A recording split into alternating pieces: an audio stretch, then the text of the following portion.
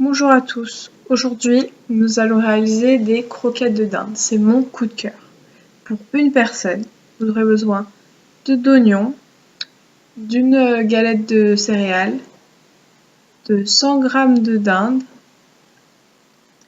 de fromage coupé en morceaux, d'une petite pomme de terre, d'un romarin et d'un blanc d'œuf.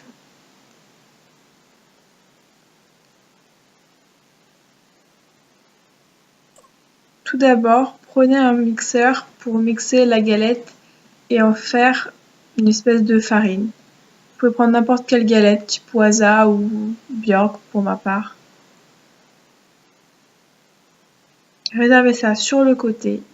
Après, prenez la dinde et découpez-la grossièrement en morceaux afin de pouvoir, elle aussi, la mixer.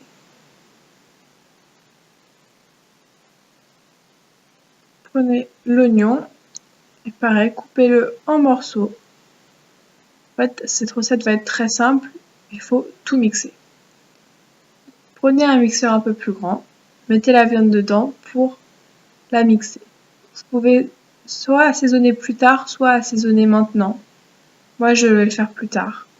Donc, prenez donc les aromates, pour moi ce sera du romarin, et mixez la viande. C'est important que ce soit la viande qui soit mixée en premier, car c'est ce qui est le plus long à mixer. Ajoutez le blanc d'œuf, votre galette mixée, le fromage, et mixez le tout. Pendant ce temps-là, vous aurez mis les pommes de terre à cuire, assaisonner à ce moment-là, donc sel, poivre, et enfin c'est facultatif, vous pouvez mettre aussi du piment ou d'autres épices si vous n'aimez pas le piment. Donc remixez un petit peu. Lorsque vos pommes de terre seront cuites, ajoutez-les au mélange pour les mixer avec et que ça fasse une pâte bien homogène. Il est possible que la pâte colle un petit peu au robot avec la chaleur des pommes de terre et le fromage qui va être en train de fondre.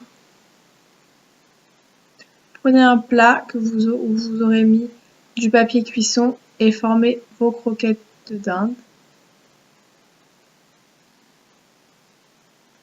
Puis vous les mettrez au four à 175-200 degrés pendant à peu près 10-15 minutes à surveiller. Et après, si vous voulez faire un petit peu doré, faites-les à la poêle légèrement huilée pendant 2 minutes par face. Et surtout, régalez-vous.